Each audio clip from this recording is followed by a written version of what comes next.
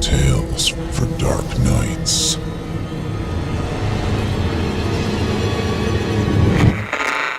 Want to make sure you never miss a Chilling Tales for Dark Nights video again? Be sure to subscribe and hit that bell to turn on notifications.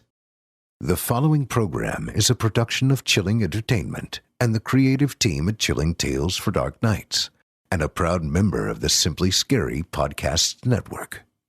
Visit simplyscarypodcast.com to learn more about this and our other weekly storytelling programs, and become a patron today to show your support and get instant access to our extensive archive of downloadable ad-free tales of terror. Thank you for listening, and enjoy the show.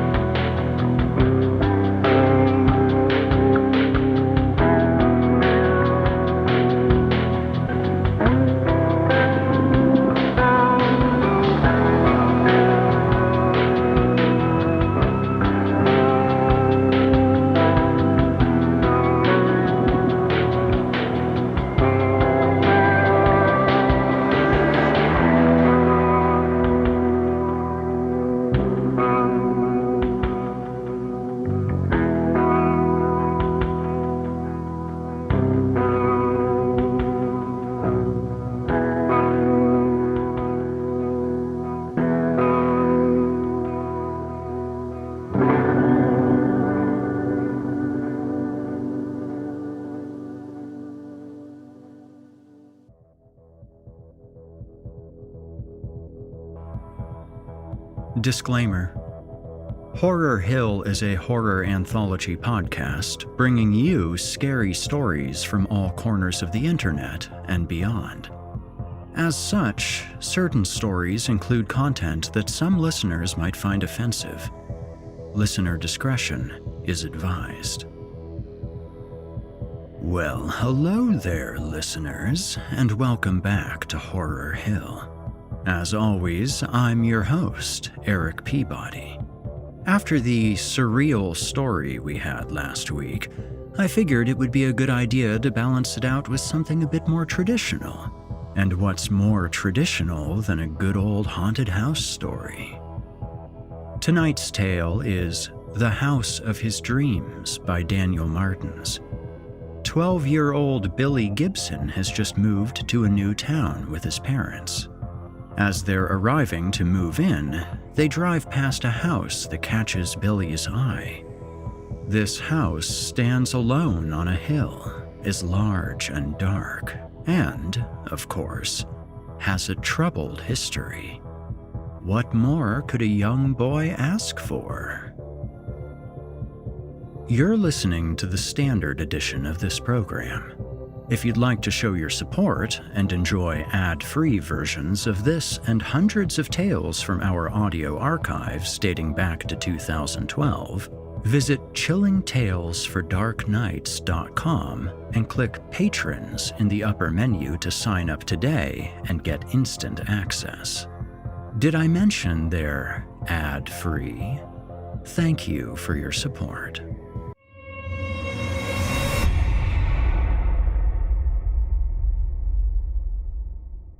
And now, from author Daniel Martins, I present The House of His Dreams. There's a house like it in every town. You know the kind. The house that the children speak of in hushed tones, daring each other to clamber the fence and ring the doorbell, but none ever do. Their parents shush them and tell them not to spread rumors, but they walk a little quicker when passing it, glancing out of the corner of their eye and trying not to shudder as they remember the stories from their youth. Maybe the house is old and dilapidated, worn down by the passage of time and a lack of care and maintenance. Or it could be new and sparkling, and people avoid it anyway, knowing who chooses to make it their residence. But maybe no one lives there at all, and it's avoided because its reputation is forever stained by the black deeds that took place there. Maybe what happened in the house matters, even all those years ago, and that's what people whisper about. In Billy Gibson's town, he didn't need to go far to see the house. He lived on the same street as it. The street had been part of the wealthier area on the outskirts of town, way back when the house had been built. Then, it had been magnificent to behold, a multi-storied beacon of real architecture and early-century craftsmanship, until the incident, after which it had fallen into disrepair. The property itself was 3 times the size of those surrounding it, the house itself built at the top of a small hill, the only high point in an area flattened out. Over time, the area had changed, and most of the other houses as old had been torn down. The large sections were cut up and subdivided as what had been the affluent outer edge of town became just another suburb. The house now stood alone on its little hill, a beacon of faded grandeur and days gone by, looming over a sea of bland, cookie-cutter, single-level, medium-density housing. Some said that the presence of the house is what caused the area's decline, which was hard to argue with. Decades later, the suburb was only just beginning to recover, the relatively affordable housing bringing in new people. Now, Billy didn't know any of that history. He was 12 years old and in the process of moving to town. Billy's dad had been transferred for work, so they'd packed up their lives into boxes and moved halfway across the country so his dad could advance his career. The great opportunity, his mother had called it, snapping at him for complaining that he was going to have to leave his school and his friends behind. "It might not seem like it right now, but this is what's best for all of us, William," she'd said. Billy had stopped arguing then. Mom using his real name was a sign he was about to be grounded if he continued to talk back. Now, he was sitting sullenly in the back seat of the family car, which was following the moving truck. "Not far now, bud," his dad said. "This is our street." Billy didn't reply, choosing instead to glower at the back of his dad's headrest. Not only had his parents uprooted his life, they'd chosen the worst possible time to do so. It was the beginning of summer. He'd be starting his vacation knowing nobody, instead of spending months playing outside with his friends. His mom started up again about how great the move was going to be, and wasn't he looking forward to starting at his new school in the fall, and blah, blah, blah. Billy thought to himself, turning his head to look out the window, and what was that? He sat up straighter in his seat, still ignoring his mother's chatter as he peered out the window at the black shape on the hill ahead. He saw the impressively high fence, spiky black iron sprouting from a thick stone base, and a rusty chain and padlock holding the tall, arched gates shut. A faded, slightly askew sign declared, "Private property, keep out." His eyes followed the long path that snaked its way through the overgrown lawn, up the hill to the steps that led up to the porch and the massive front door. He breathed in deeply as the car drew closer, taking in the view of the house in its entirety. 3 stories tall, with the 3rd-story windows peeking out from the steep, shingled roof, a Queen Anne Victorian, his parents would have called it. The whole house was painted in somber colors, and the wooden shingles of the roof were so dark they seemed almost black. Billy noticed that the paint was flaking off in places. In fact, the whole place seemed in disrepair. The windows were filthy, and the front porch sagged. "Cool," Billy whispered to himself, looking at the corner room of the top story. He immediately considered it a tower, as it seemed to sprout out independently of the rest of the house with its own domed roof section. It almost looked like a turret on the battlements of a castle. To him, the house seemed almost taller than it was wide. It loomed over everything else in the neighborhood. The windows were all covered, either by curtains or hanging sheets on the inside, or by the overgrown ivy that twisted its way up one side of the house, encroaching on the part of the roof. Scanning the house with his eyes, the only room he could see where the windows weren't covered was the tower. He blinked and did a double take, looking again to the window, turning in his seat to do so as the car drew level and then passed the property. "Billy!" his mother exclaimed as he undid his seatbelt to kneel on the seat and peer out the window with his nose pressed against the glass. "Will you sit down?" his mom said, turning to look over her shoulder at him. "Right now! William, put your belt back on!" Billy slowly slid back into his seat and buckled up. He'd have sworn there'd been someone looking out from the tower, but they weren't there when he'd turned back. Not long after, Billy's dad slowed the car and they turned into the drive of their new house, which looked exactly the same as the ones on either side of it, Billy noted. They got out of the car as the moving truck arrived and came to a stop as well. "Did you see that house, Dad?" Billy asked as his mother went to unlock the front door so the movers could begin. "The big dark one on the hill back there?" his dad answered. "I only got a glance at it, was keeping my eyes on the road. Maybe we can check it out when all this stuff is inside," he said, ruffling Billy's hair as he opened the car trunk. Later, Billy sat in his new bedroom surrounded by boxes. His bed was up against one wall, his desk and dresser against the other, the only things in the room that the movers had unpacked. He'd made a nuisance of himself while they were unloading the truck, getting underfoot until his mom snapped at him to get out of everyone's way and start unpacking his room. He looked around and scowled. Struck by an idea, Billy got up off his bed, made his way around the boxes littering the room, and headed down the hall towards the front door. This room was smaller than his old one. He didn't much like the idea of unboxing all of his things. Packing them up had been bad enough. "I'm going for a walk," he yelled, hoping to make it out of the house before someone stopped him and gave him some unpacking to do. "Don't be too long, bud," his dad called after him, poking his head out of the bedroom he was currently unpacking. "We'll get pizza for dinner. I'll order soon." "I'm just going to look at that house from earlier," Billy yelled again, closing the front door behind him. He headed out to the street, where he turned and started back the way they'd driven in earlier. Within a minute, he could see the house, sitting higher than everything around it on its own little hill that rose up from the street. It made him think of a gargoyle he'd seen in a church once, a dark shape squatting above and looking out over the town. The closer he got, it loomed bigger and bigger until he finally stood in its shadow.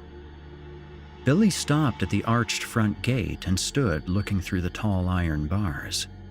"Cool," he whispered to himself. It reminded him of something you'd see in a movie. He reached out to touch the padlock that was holding the chained gates shut. It was the biggest lock he'd ever seen, bigger than his fist, and it felt impressively heavy. He wondered who had the key. "I wouldn't if I were you," a voice rang out from beside him. Billy turned to see an old man shuffling a shopping bag towards him. Billy thought of anyone older than his parents as old, but this man looked to be at least 70. "Not thinking about trying to get in, were you?" he inquired, stopping next to Billy, who shook his head vigorously in reply. "You're not from around here?" he asked. The old man's eyes narrowed slightly as he looked at Billy. "No," Billy stammered. He thought about it briefly. "Why?" he asked. The old man chuckled to himself, a wry smile on his face. "'Cause the kids in this neighborhood know to stay away from this place, that's why," he said, looking briefly up at the house before looking back to Billy. "Name's Frank. I live over there," he said, gesturing across the road before offering his hand. "I'm Billy," Billy replied, shaking Frank's hand, firmly like his dad had taught him to do. "I just moved in up the street." We were driving in today and I saw this place." He trailed off. "Well, she's an eye-catcher, I'll give you that," said Frank. "That or an eyesore, depending on who you ask." "Who lives there?" Billy asked. "No one anymore," answered Frank. "Place was built way back around the end of the Great War. The owner was some fancy doctor type, worked up at the college medical school. Him and his pretty young wife and their little girl. The town was sort of sleepy back then. Doc and his wife were minor celebrities around here, having money and style and getting this big old house built for him." "What happened?" asked Billy. "Well, there were rumors about the doc and some of the company he used to keep, some unsavory types at the university, followers of Crowley's teachings, not the sort a respectable doctor should be associating with." Billy nodded, although he had no idea who this Crowley was or why he would have followers. "Anyhow, the girl disappeared one day. There was a big search, but she was never found. Everyone suspected the parents, of course, but there was never anything proven. Mother went a bit mad, with grief, they reckoned. She used to sit in the window of that room up there, calling for her little girl." Frank pointed to the tower room. "She vanished as well after a few months, also never to be seen again. Doc himself took a header out of the same window one day, not too long after that. Some people reckon he'd killed his child and then his wife, and the guilt drove him to do it, but I don't know. Reckon there's more to it than that." Billy raised his eyebrows questioningly. Frank reached up to scratch at one of his ears, looking around conspiratorially. "See, my grandfather was on the force back when it all happened," he said, leaning closer and lowering his voice slightly. "Now, he didn't work the case himself, but he was buddies with some of the officers that did. They said that the good doctor's clothes were all torn up, like something been worrying at him. Plus, he landed on his back, facing the house, like he'd fallen while trying to climb down instead of jumping out. And they also said—" He trailed off. "Said what?" encouraged Billy, even though he could feel the hairs on his arms prickling. He tried to focus on Frank and not look up at the house. "Well, they said that the look on his face was like nothing they'd ever seen before. Complete and utter terror is what my old pop said they described it as." "So what happened?" asked Billy, almost in a whisper. Frank shrugged. "No one really knows for sure. Police ruled it a suicide since there was nothing to show anyone else had been in the house with him when he went out the window. They searched the place, of course, but nothing turned up. There was never any sign of the wife or the daughter. The place sat empty for 20 years, and then a relative moved in, a cousin, if I remember right. They would restore the place to its former glory or something like that." Frank chuckled again. "They disappeared too. Lasted a week and made some arrangements with workmen to come to look at the place, but when the workers turned up, they were gone. House has been shut up near 60 years now since I was in high school. Doc didn't leave a will, and the title's been tied up in some messy family trust, so that's why it was never sold or bowled down." Again, Billy nodded like he knew what a title or a family trust was. "Anyway, people around here gossip and talk, and they reckon there's something not quite right about the place. You see their houses?" Frank pointed at the two flanking properties on either side. Billy nodded again. "Well, no one lasts long there. I've been in my place a long, long time now, long enough to see the area go bad the first time. More and more new people have been moving in the last 10 years or so, and the street seems to finally be recovering. But those two houses, I don't think I've ever seen anyone last longer than a year and a half. Heard chatter about shadows and things going bump in the night." He chuckled. "Now, I don't put as much stock in the stories as some do, but I can't deny the place sometimes gives even me the jubilees." Frank looked up at the house, and Billy did the same. They both just stood there for a bit. Billy broke the silence. "Does anyone ever go in?" Frank shook his head. "Oh, there were stories back when I was young. People going in and never coming out. Just stories spread to keep the kids afraid and stop them from exploring. One thing that did happen for sure, though. A while back, some kids went over the fence and were messing around in there. One tried to climb the trestle that ivy's growing on." He pointed. "Anyway, a piece broke off in his hand since it ain't been looked after for the better part of a century. The kid fell 2 stories. Didn't die like the good doctor did when he took his tumble, but he broke his back, ended up in a chair." Frank looked Billy in the eye. "He never made it in the house. Kids around here have been wise enough to stay out since then." Billy was smart enough to take this for the warning that it was. "Yes, sir," he nodded. "Good," said Frank. "I put the chain and lock on the gate after that. After the kid fell, cops got involved. A lawyer looking after the trust came to see the place, and we talked.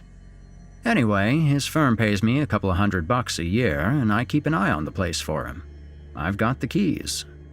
It gives me the creeps, but I give it a once-over a couple of times a year and let the lawyers know how it's holding up. Place is starting to fall apart. I reckon it'll all come down on itself before they ever sort out who owns the damn thing properly." Frank fell silent, and they both looked up at the house again. "Oh, wow!" Billy heard his dad's voice and turned to see him coming up the street. His dad stopped next to him and looked up at the house.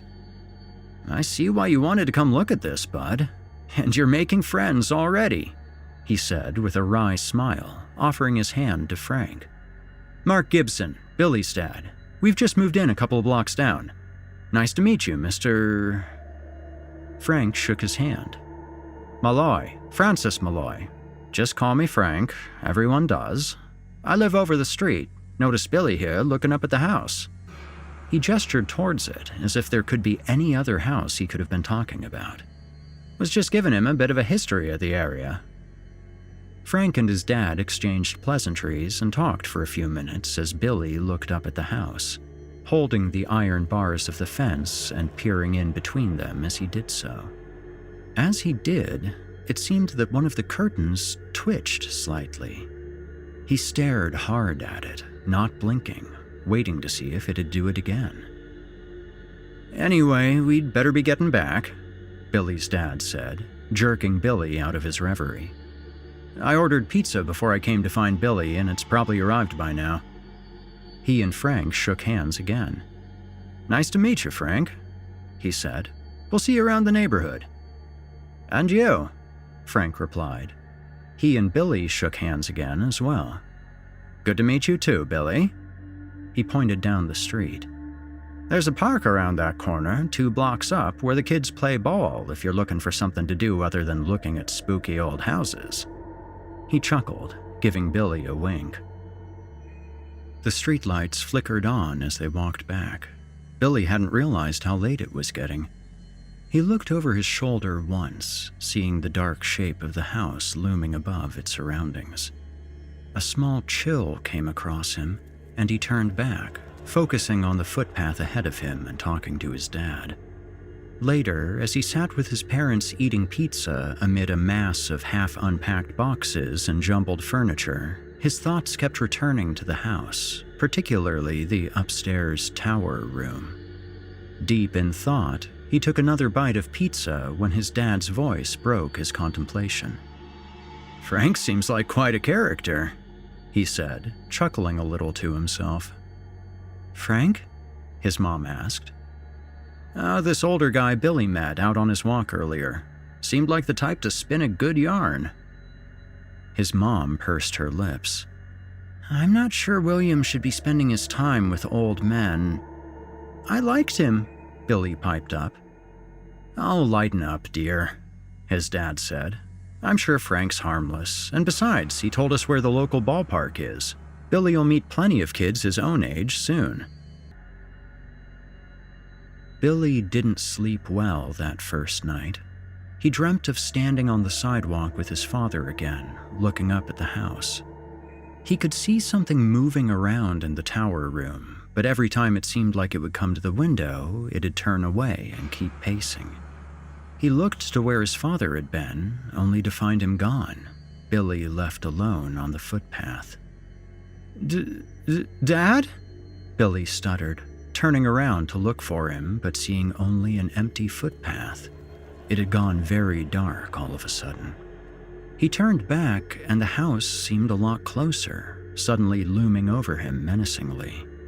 He heard a tapping, like fingernails against glass, and looked up at the tower, where there was a silhouette against the window. Billy! He woke with a start, blinking the sleep from his eyes as the image of something shadowy peering from behind a curtain faded from his mind. Breakfast! His mother called again. Billy groaned and dragged himself out of bed. After breakfast, Billy quickly tired of unpacking his room. He sat on his bed reading a comic book before an idea came to mind. He put the comic down, digging through the half-empty boxes littering his room until he found the one with his cap and his ball glove in it. He grabbed both and headed for the door, shouting down the hall as he went, "Back later! I'm gonna find that ballpark Frank told me about!" His mom started to yell something about not going out until he'd finished unpacking, but Billy pretended he hadn't heard her, quickly shutting the front door and running down the street until he was out of earshot. Once again, he could see a dark shape sitting slightly above the roofs of the other houses as he went up the street. As Billy approached the house, Frank was sitting across the street on his porch. He waved, and Billy waved back using the hand holding his glove. Frank pointed towards one of the side streets further down. "That way!" he called out. "Thanks, Frank!" Billy yelled back, heading towards the street. He looked up at the house as he passed, slowing his walk slightly as he did. He saw the window of the tower room and shivered slightly, imagining the doctor falling backward out of it, screaming all the way down before hitting the pavers below with a sickening thump. Billy tore his eyes away and picked up the pace again. He didn't look back, but he was sure he could feel Frank watching him as he went. Billy made some new friends that day, playing ball. He ran around in the bright sunlight, enjoying the heat. It was warmer here than where he'd moved from. At one point, a ball flew past him into the outfield. He jogged after it, stooping to pick it up once it had stopped rolling, and he too stopped dead, a chill settling over him as he looked up. He could see the house from here through a gap in the trees that bordered the field. It was a couple blocks away, but he could still see the sharp angles of the roof jutting up, a dark, spiky shape that stood starkly against the blue of the sky. He stood unmoving for a moment, just staring up at the house. "Billy!" one of the other kids yelled. Billy shook his head, turning to throw the ball back. He glanced at the house again and then turned away, the sun's warmth chasing away the chill as he looked back at the game. "Sorry," he laughed, running back to his spot in the field. "Zoned out there for a second." The game finished around lunchtime as all the kids headed to their respective homes to eat, promising there'd be another game tomorrow Billy could take part in. Billy headed home, waving again to Frank as he went and trying his best not to look up at the house as he passed. His best wasn't good enough, and Billy stole a glance or two along the way. That was how things went for the rest of the summer. Billy and his parents settled in, the place his family had moved into becoming comfortable and familiar, home instead of just a house. He'd play ball in the park most days, sometimes stopping to talk to Frank on his way home. Eventually, summer left. The weeks turned into months and then to years. Billy started and then finished middle school and moved up to high school. He lost some friends, made new ones, played baseball and football, and discovered a burgeoning interest in girls. He grew to appreciate his dad's taste in music, and they'd talk about old bands like Led Zeppelin and Pink Floyd, listening to them on drives around town. Billy got older, and as he did, some things changed and some stayed the same. But one thing in particular never changed. As Billy got older, the house was never far from his thoughts. Even though it had been years and he knew nothing more than what Frank had told him on that first day, his fascination with the house never waned. He couldn't quite put his finger on something about it, some unnatural urge. It didn't fade, it grew. Slowly, but it grew all the same until it was like an ever-present itch, forever irritating but never able to be completely scratched away.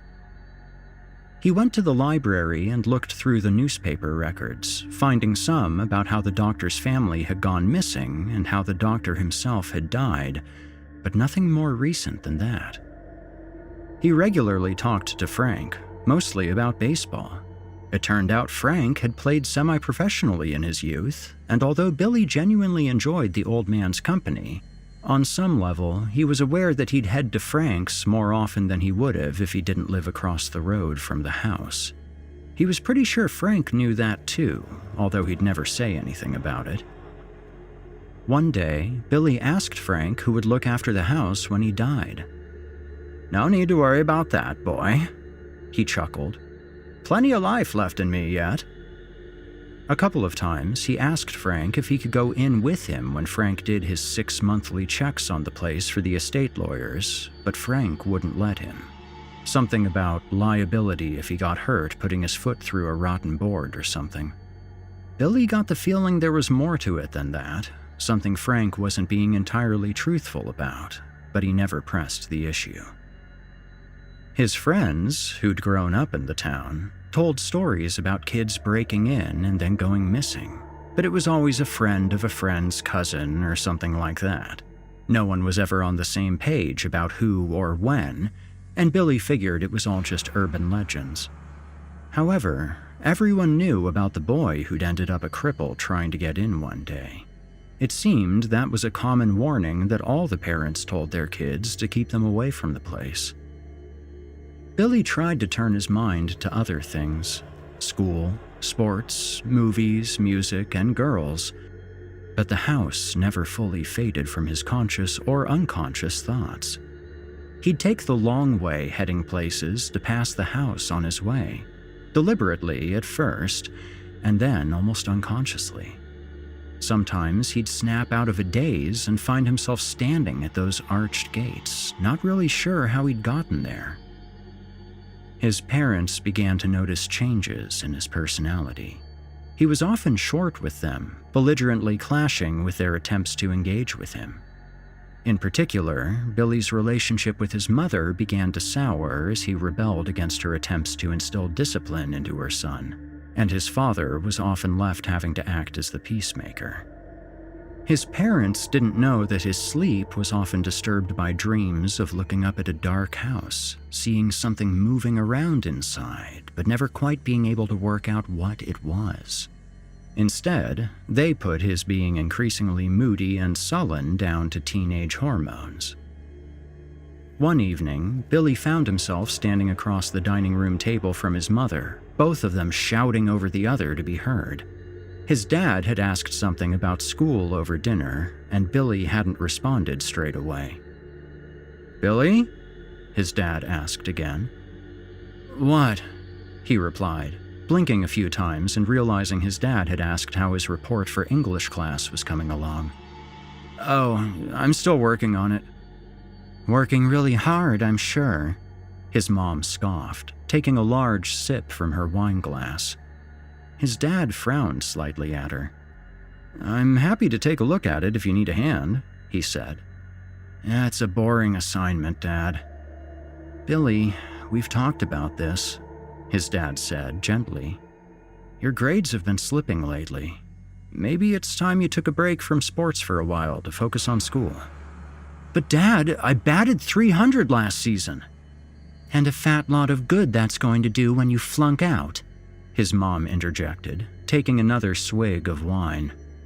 You need grades to get into and stay in college, William, even if you're marginally above average at sports. You've got no work ethic. You think that's the kind of student a college will be looking for? Don't you roll your eyes at me, you disrespectful little shit! His mother's voice rose shrilly as she stood and slammed both of her hands on the table, making Billy and his father jump in surprise. Things deteriorated from there, Billy rising to his feet as well and beginning to yell himself. They went back and forth for a while, with his father sitting with a shell-shocked look on his face.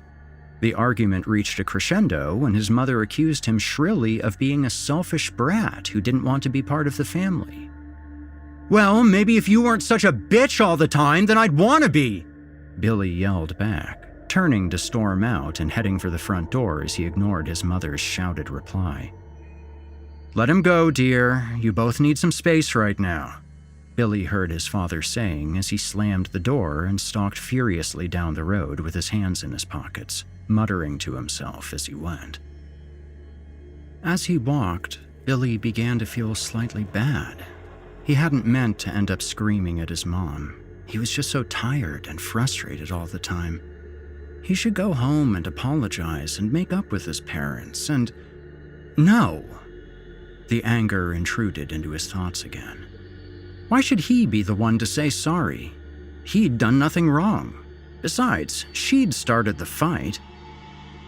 He scowled and looked up from the pavement for the first time since he'd stormed out, immediately realizing where he was.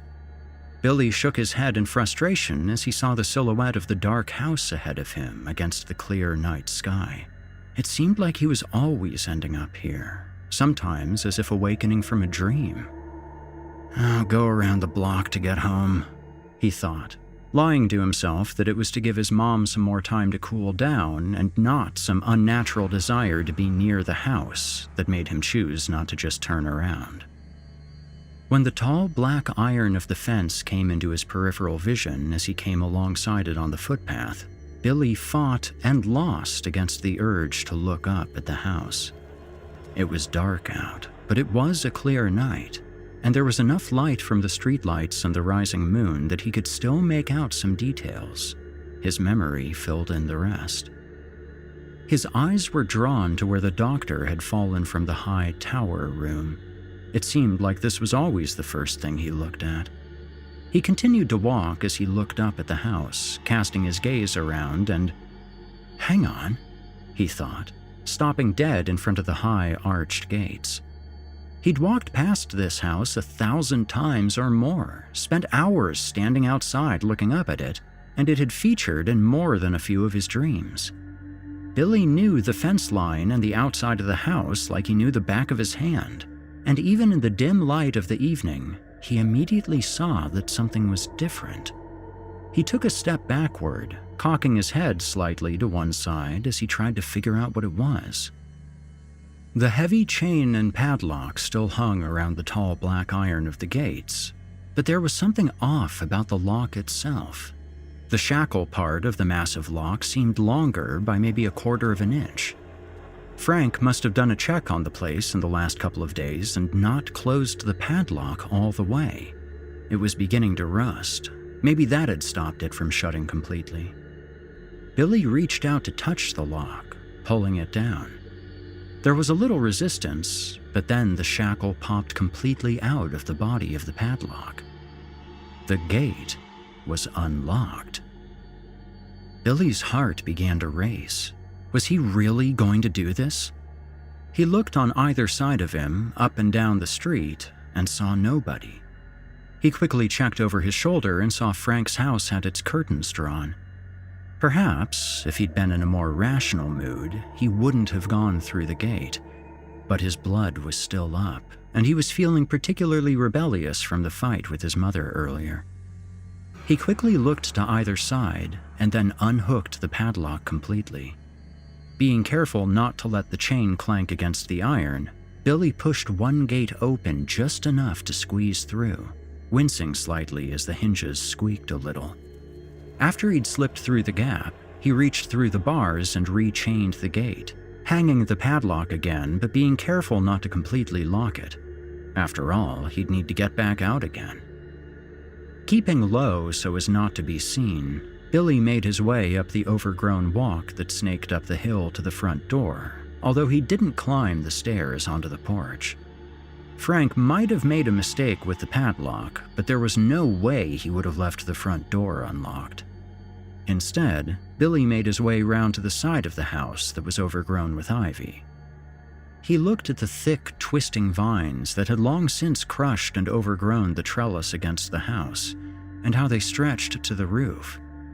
As luck would have it, the vine grew alongside a window on each of the house's 3 stories. A thought crossed his mind, and Billy checked the ground floor window.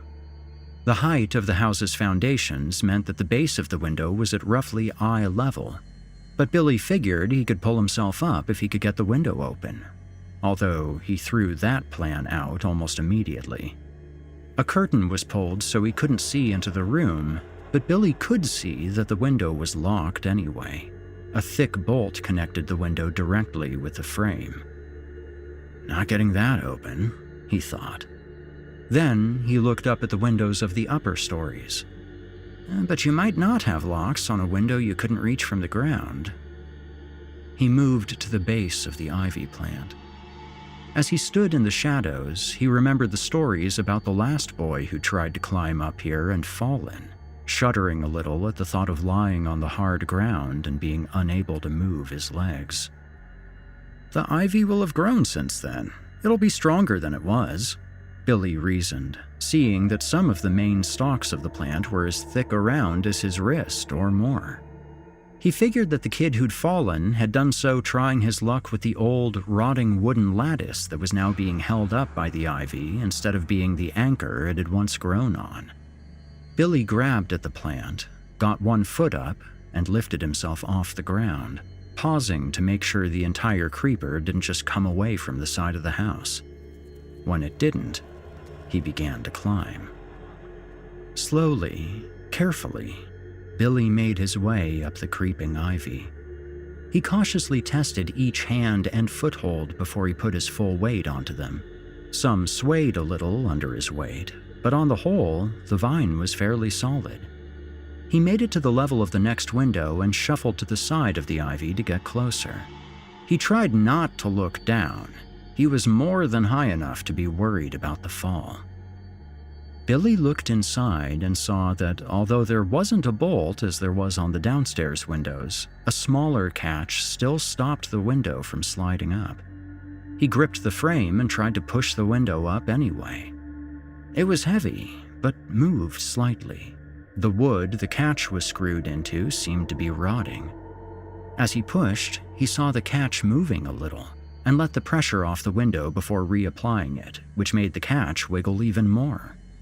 He did this a couple more times, continuing until it pulled itself free entirely with a crack that seemed deafeningly loud in the still night.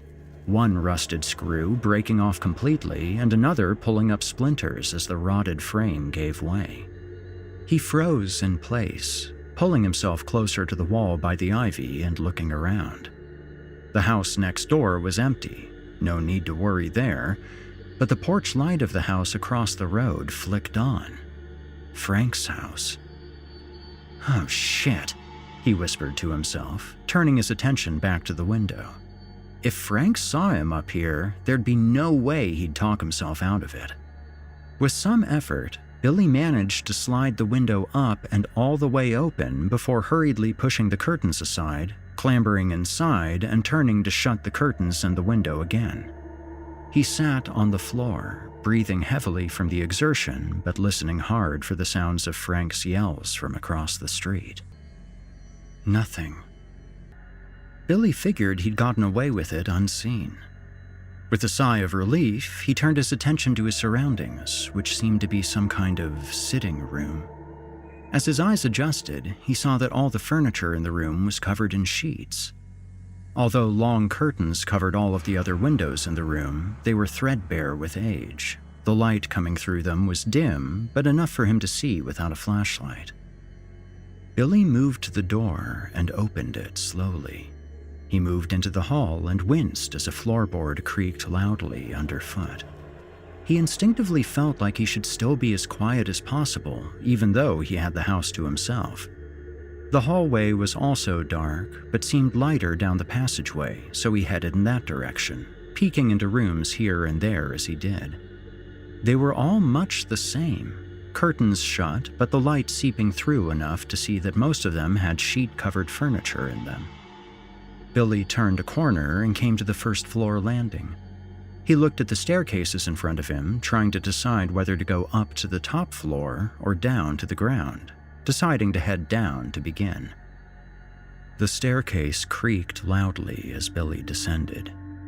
It was U-shaped, turning a corner in the middle and continuing down, ending near the house's entrance. Billy found himself standing in a large foyer with a massive front door in front of him.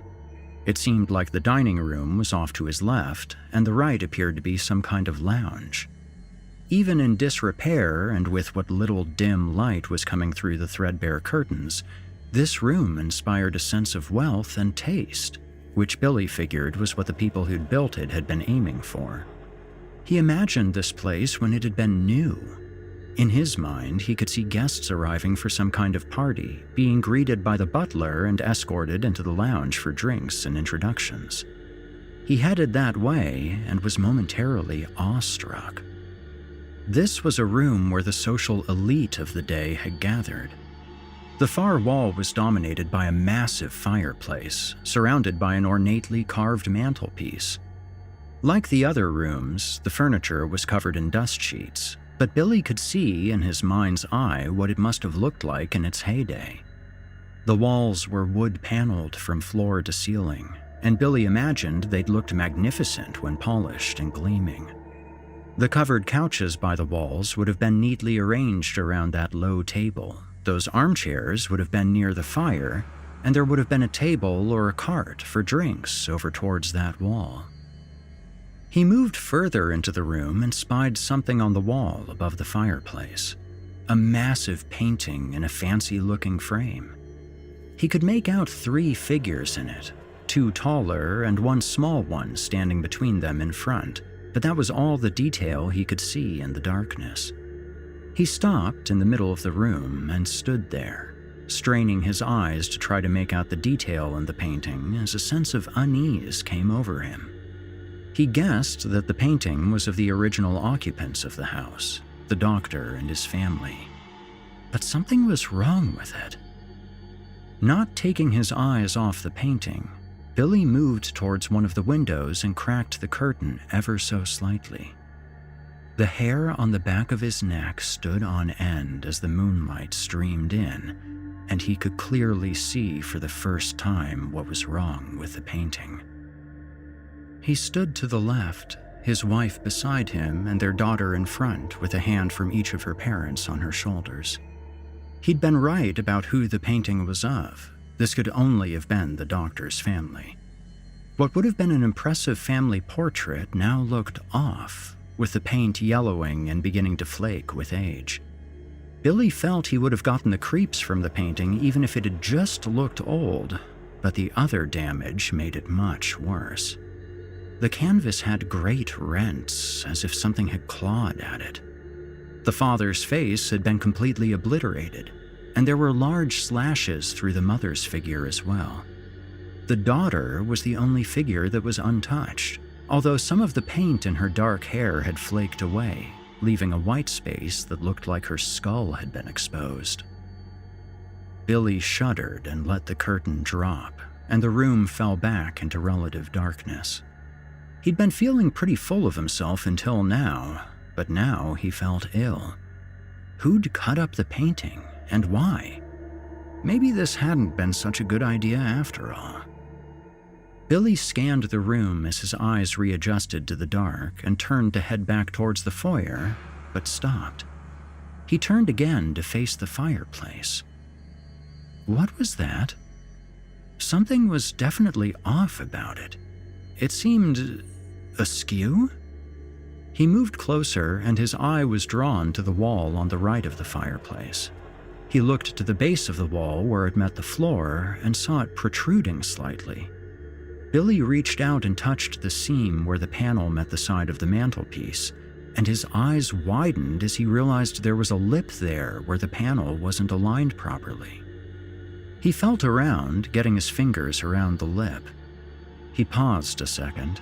He could feel a slight breeze on his fingertips. Billy pulled, and the wall panel creaked loudly as it swung open on hinges hidden from the room by careful construction. Billy looked at the space he'd opened. The panel had covered a gap behind the wall that appeared to have been bricked up at some point, but part of that brick had fallen or been pulled away, leaving a gap large enough for him to have fit through. Shivers ran up Billy's spine as he looked at the jagged edges of the opening that the missing bricks and mortar had left. He was struck with the image of teeth in the mouth of some hungry creature lying in wait to gobble up anything foolish enough to stray into its lair. Billy could see a staircase leading down under the house, although what little light there was failed after 5 or 6 stairs. He could see loose bricks on a couple of the steps, but they didn't litter the stairway randomly as if they lay where they'd fallen. It was as if they'd been pushed to either side after they'd come down, so the staircase could be used. He peered through the opening in the bricks. An overwhelming sense of something being wrong down there came over Billy.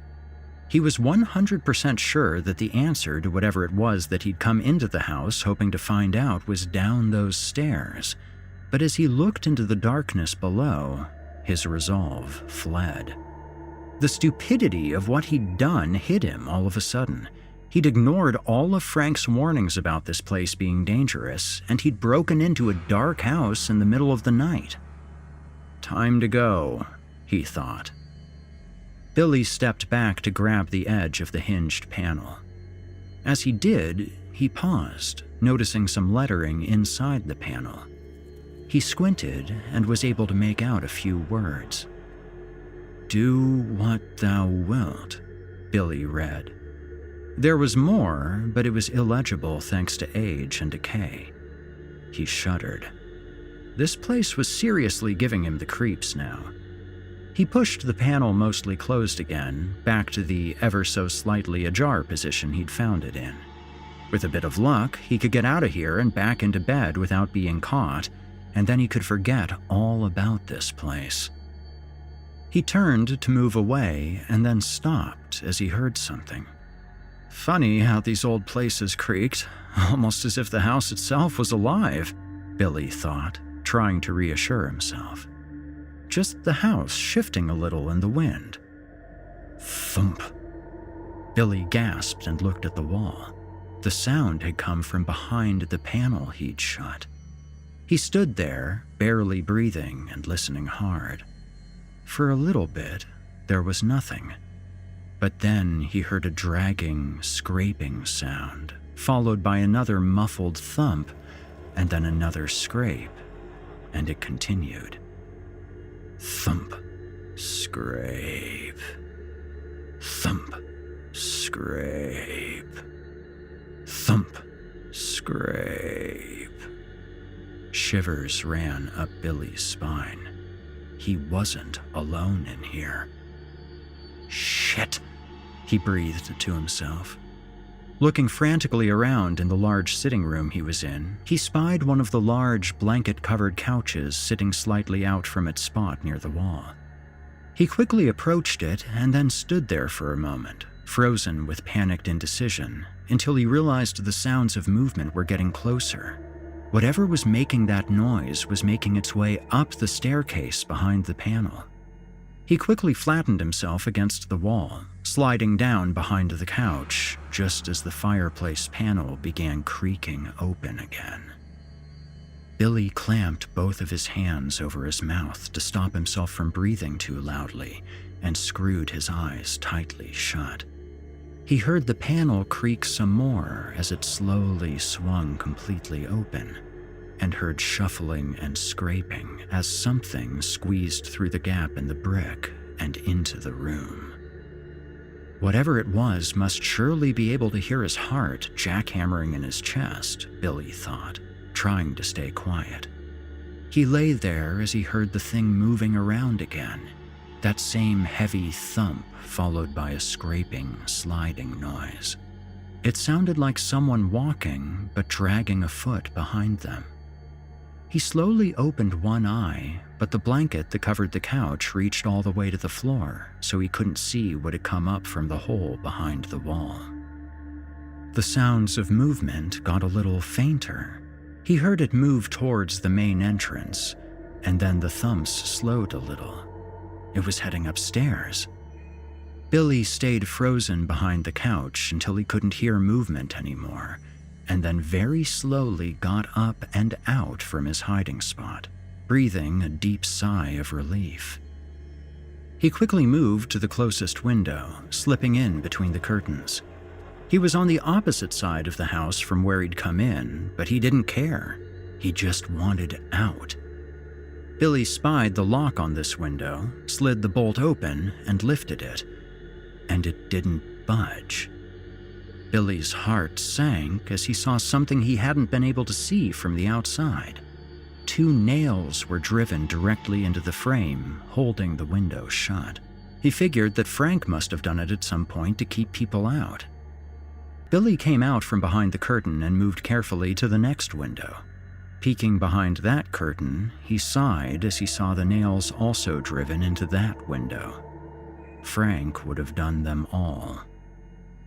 Careful to stay quiet, Billy made his way towards the massive front door, peering around the corner to the entranceway before he did to make sure whatever had moved upstairs wasn't looking over the landing towards him. When he saw that the coast was clear, he moved to the door and dared to hope for a second as he saw that the large, old-style iron bolt hadn't been closed, but then realized that there was no way that bolt could have been closed from the outside, so, of course, Frank would have left it open when he left.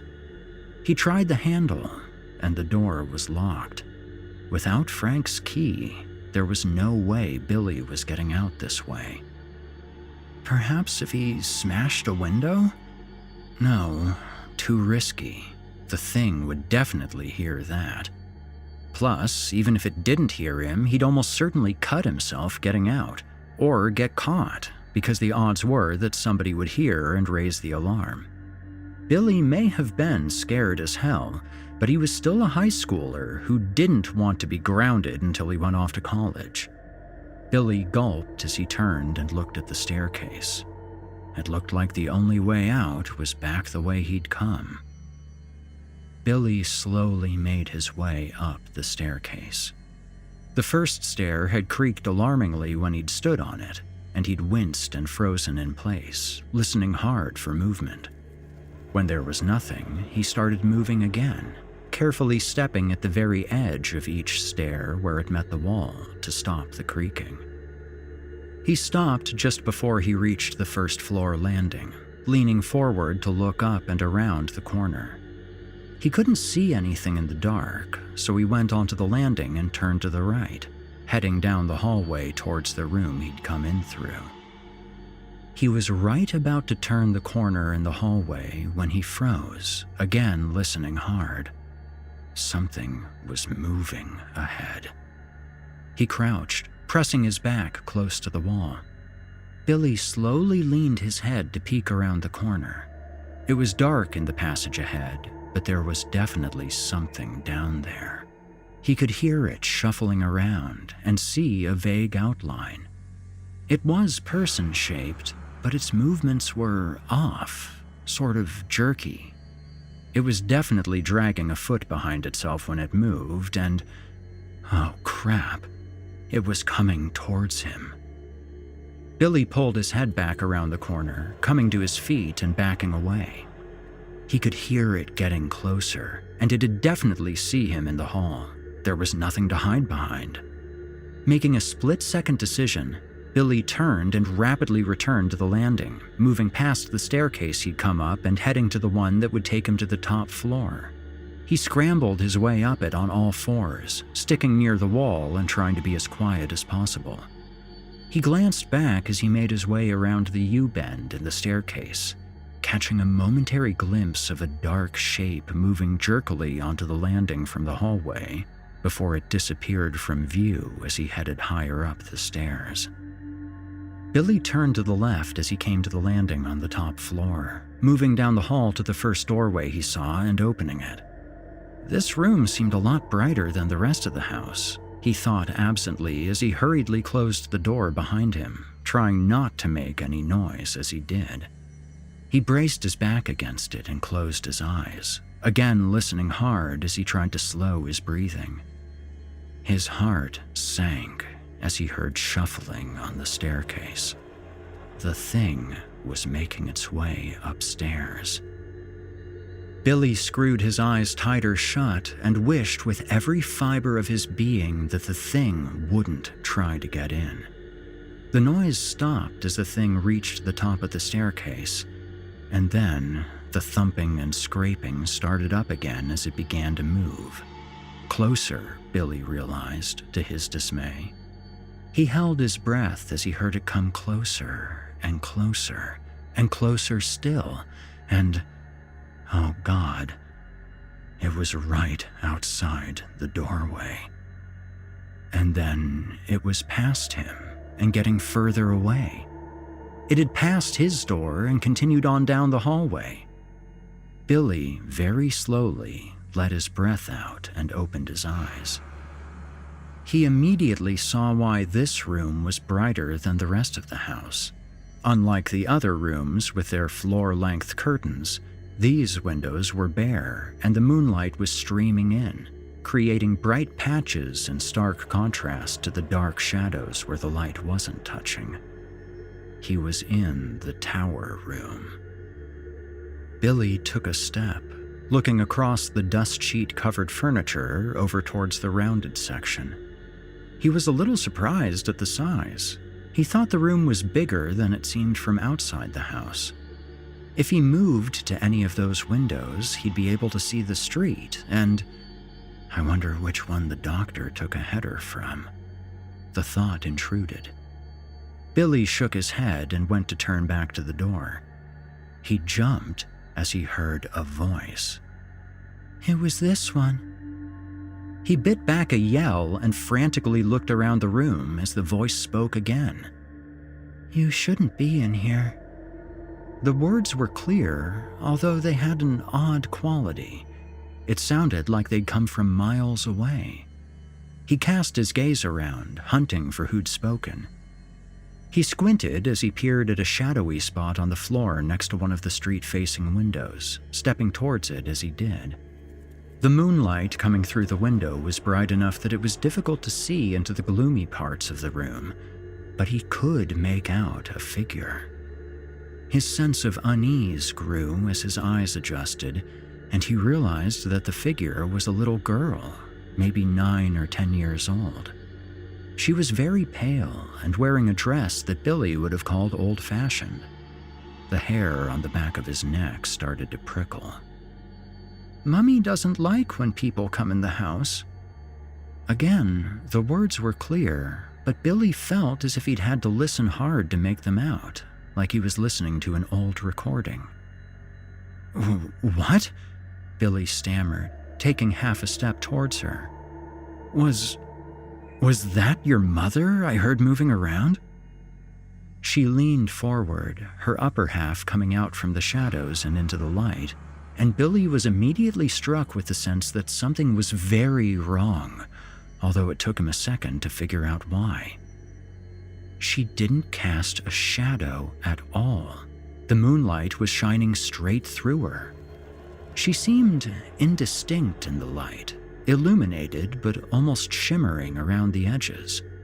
He took a step back in horror as he clearly saw her face in the light for the first time. It was the girl from the ruined painting downstairs. Goosebumps erupted all over Billy's skin, and he began to tremble. He was on the verge of turning to sprint from the room as she made full eye contact with him, speaking once more. Get out while you can, she said, closing her eyes after speaking. She leaned back into the shadows, disappearing from sight. Billy didn't need to be told twice. Trying to control his now frantic breathing, he backed up to the door, not taking his eyes off the shadowy spot the girl was in. He scrambled behind his back at the handle, eventually gripping and opening it. He then moved swiftly into the hallway, pulling the door behind him again with enough presence of mind not to slam it. He stepped towards the staircase and, suddenly, was aware of a presence behind him, gasping as something grabbed him from behind and covered his mouth with a rough hand. Billy grabbed at the hand and tried to wrestle himself free as another gripped him by the shoulder and spun him around, coming face to face with a frightened-looking old man. It was Frank. He looked into Billy's eyes for a second, making a "keep it down" gesture with his free hand as he slowly removed the other from Billy's mouth. "Frank, what are you doing in here?" Frank held a finger up to his lips, wincing at the noise Billy had made as he shushed him. "Quiet, boy," he whispered. "I've got a key, remember? Now what in the hell are you doing in here?" Billy paused, certain he was in some deep shit here, although Frank seemed more worried than anything else. He started, and trailed off into silence, unsure how to explain. "Frank, there's a little girl." Frank's eyes widened at that. And there's something else in here too. I heard them looking around for me. How did you know I was here?" he asked. "Saw you go in through the window," Frank replied in a low voice. "I'd no chance of making it up that ivy, so I had to dig the keys out. Took me ages to find the damn things. Memory ain't as sharp as it used to be. Billy, we need to get out of here, and right now." "But you've been in here lots of times," Billy said. "Never at night, boy, and with good reason," Frank snarled, looking around himself as he did. He was scared, Billy realized, and with that realization, his own already high level of fear went up significantly. "Listen, we need to get out of here, right?" Frank trailed off. They'd both heard a noise from down the hall, away from the staircase. Frank grabbed Billy by the shoulders, again looking him directly in the eyes. "Run," he whispered breathlessly. "Go out the front. I bolted it to stop anyone following me in, but it's not locked." "What?" Billy stammered. "Now!" Frank snarled, cutting Billy off. They both took a sharp breath as they heard another soft thump from down the hall, turning towards it but seeing nothing in the darkness. Then a scraping sound, followed by another thump and another scrape, quicker than the ones Billy had heard earlier, as if whatever was making its way towards them was speeding up in the darkness of the hallway. Frank spun Billy around and shoved him between the shoulder blades, propelling him down the hall in the direction he'd come from, away from the sound. "Run, boy! Run, and don't look back!" Billy ran. Frank turned back towards the noise and began shouting something into the gloom. Billy turned and hit the staircase at a dead sprint, taking the stairs 3 at a time and almost falling as he went. When he hit the first-floor landing, he again heard Frank yelling something, but he couldn't make out all the words. The blood was rushing in Billy's ears, and he was whimpering as he went. The one bit he caught sounded like, "Have to go through me, you bitch!" He started on the next staircase and then froze, grabbing the handrail to stop himself. He could hear Frank's cries, which had gone from swearing and threats to unintelligible shrieking. Suddenly, they cut off entirely, replaced by the sounds of something splattering and then a gurgling that slowly faded away entirely. Billy's lip quivered as he tried to hold in a cry of his own, and he tore his leaden feet away from the step he'd stopped on, resuming his flight. He reached the bottom of the last stair and stumbled. Billy hit the ground hard, sprawling and skidding on his face, momentarily dazed. He rolled over, trying to shake the sense back into himself, and sat looking back up at the staircase. He could hear something moving again, thumping its way down the stairs. "Oh shit, oh shit, oh shit, oh shit!" The words poured out of Billy's mouth in a panicked whisper as he scrambled backward on his butt, trying to shake the cobwebs from his fall out of his mind. He managed to get his feet under him and stood, almost tripping again in his haste as he stumbled towards the entryway to the front door and safety. Reaching the massive door, half again as wide as the one on his own house, he grabbed the handle and turned it, tugging frantically. It didn't budge. Remembering Frank's words, he looked at the door again. The old-style bolt he'd seen earlier was shut. It moved stiffly as he tried to open it. Frank must have struggled to close this, he thought, noting in the back of his mind that he couldn't hear thumping on the stairs anymore. He worked the handle part of the bolt up and down, trying to get it to loosen as he pulled it open. After a brief struggle, it finally gave way and slid out. He grabbed the handle again, pulling hard as the door started to open. Man, it was heavy, and the light from the moon and the street streamed in through the gap as the door swung in from the frame. Bang! A hand reached from over his shoulder, slamming into the door and effortlessly shutting it again. Billy stared at the hand, frozen once more in place. It was dark red, but that was because it was covered in blood. Frank's blood, he thought, almost absently to himself, as he looked, too terrified to turn and look behind him. The bits of the hand and wrist that he could see between the viscera that covered it were pale and gray. Dead skin, he thought to himself, as pins and needles ran up his spine. The hair at the back of his neck prickled at the slight feeling of hot, wet breath on it. The hand was almost delicately built, the nails long but ragged and caked in fresh gore. Shifting his gaze ever so slightly, he could see the long, thin arm disappearing back over his shoulder. It was standing right behind him. Looking towards the door, a tear rolled down his cheek as he turned the handle again, slowly, ever so slowly, until it gave a soft click, ready to open. He tried to open the door, but the hand stayed in place, firmly holding the door shut.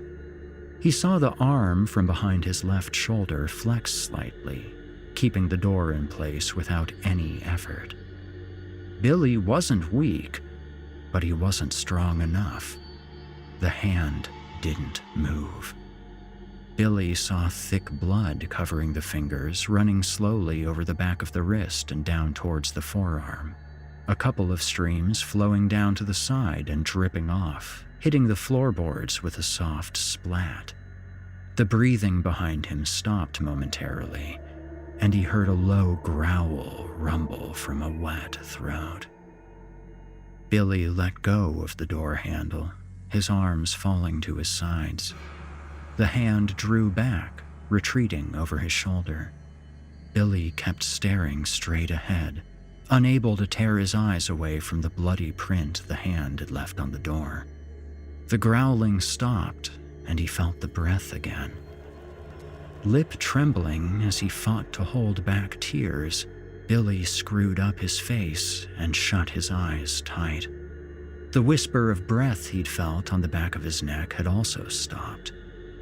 Barely daring to hope and keeping his eyes firmly shut, he slowly turned on the spot until he was facing back into the house.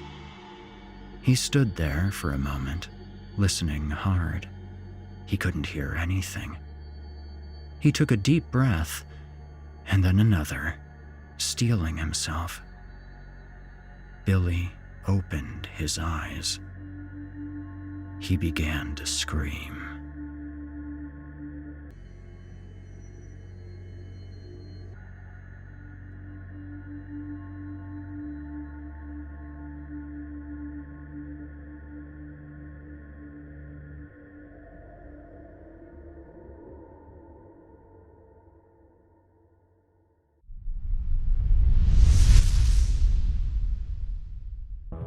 You've been listening to The House of His Dreams by Daniel Martins.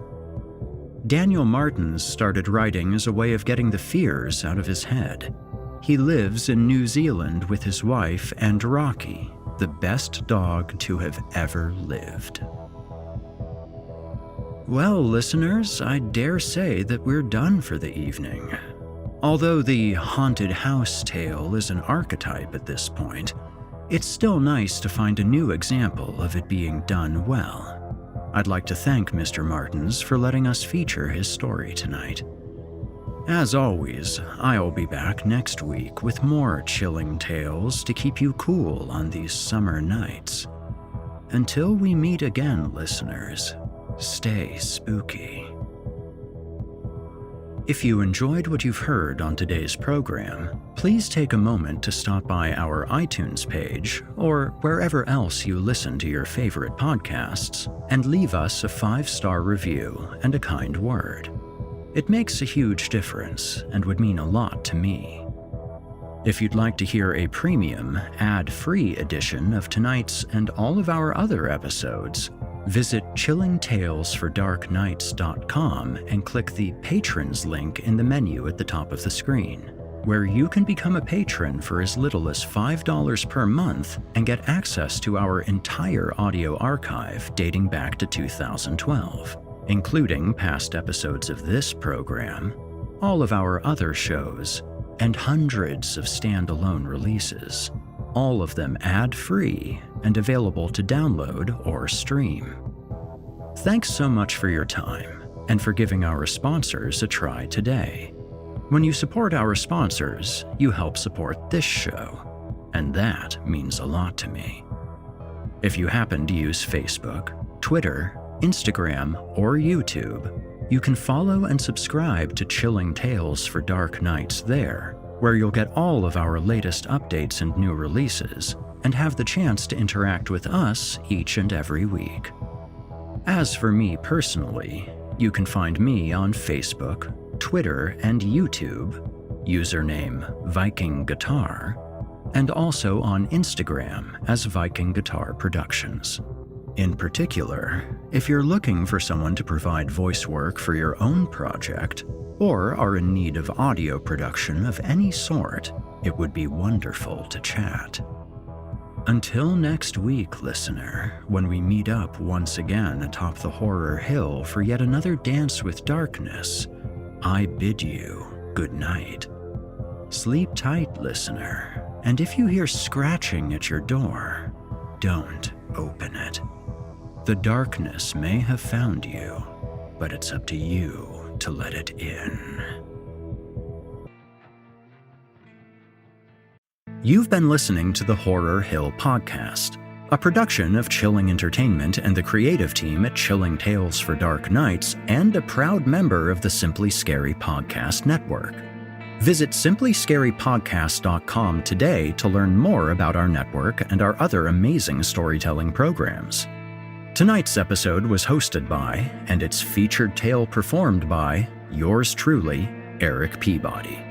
Selected stories have been adapted with the kind permission of their respective authors. Original music provided by Nikki McSorley and Erik Peabody. Finalization by Craig Groshek and S.K. Brown. Got a terrifying tale of your own that you'd like performed? I take submissions. Email it to us today at submissions@simplyscarypodcast.com to have your work considered for future production. If you enjoyed what you heard on tonight's program and are joining us on your favorite podcast app, please subscribe to us to make sure you never miss an episode and leave us a 5-star review and a kind word. Your feedback means a lot to me. You can also follow Chilling Tales for Dark Nights and yours truly on social media to connect anytime and get the latest updates on this and our other programs. If you're listening on the Chilling Tales for Dark Nights YouTube channel, do us a favor and hit the subscribe button and the bell notification icon as well to get more spooky tales from me and the crew and another episode of this program each and every week. And don't forget to hit the thumbs up button to let us know how we're doing and leave us a kind comment. Lastly, Don't forget to visit us at chillingtalesfordarknights.com and consider supporting the team by becoming a patron. In addition to helping us out, you'll get exclusive access to our audio archives and ad-free downloads of all of your favorite stories, including those you've heard on this program. As for me, you can hear more of my work on the Chilling Tales for Dark Nights podcast. However, I will be back next week with more terrifying tales to keep you up all night. If darkness is what you're after, listener, your search is over. Yet, let it be known, you haven't found the darkness. The darkness has found you.